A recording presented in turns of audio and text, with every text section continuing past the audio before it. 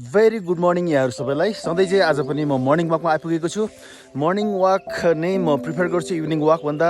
Morning walk गर्दा घामको किरण हाम्रो शरीरमा छुन्छ, हामी प्रकृतिसँग एकदमै साक्षात्कार हुन्छौँ। आँखाले मनोरम दृश्यहरू देखिन्छ, कानले चराका चिप्री चिप्री स्वरहरू सुनिन्छ र हाम्रो नाकले पनि माटोको सुगन्ध लिन पाउँछ। मर्निङ वाक गर्दाखेरि हाम्रो शरीरमा सकारात्मक न्युरो ट्रान्समिटर्सहरू, ब्रेनबाट निस्कने जुन रासायनिक पदार्थहरू उनीहरूको बुम हुन्छ र हामी दिनभरिको लागि भरपुर इनर्जी लिएर हामी काम गर्न सक्छौँ।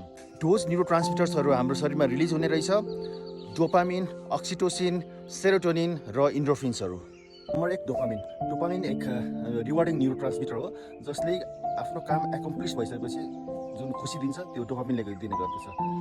मेहनत गरिसकेपछि, एक्सर्साइज गरिसकेपछि हामी खुसी हुन्छौँ भन्ने एउटा अनुभूति डोपामिनले गराउँछ र दिनभरिको लागि मोटिभेट गराउने काम गर्छ।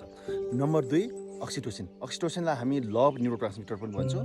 यसले self love, family love, nature love हाम्रो शरीरमा जागृत गराउँछ र हामीलाई सधैँ खुसी राख्नको लागि मद्दत गर्छ। त्यसै गरी नम्बर 3 सेरोटोनिन। सेरोटोनिन हाम्रो ह्याप्पी मुड हर्मोन हो। यसले हामीलाई दिनभरिको लागि खुसी राख्नको लागि मद्दत गर्दछ। नम्बर 4 मा आउँछ इन्ड्रोफिन। इन्ड्रोफिन्सहरू नेचुरल पेन किलर्सहरू हुन् जुन चाहिँ हाम्रो ब्रेनमा एक्सर्साइज र वाक गर्नाले निस्कन्छ।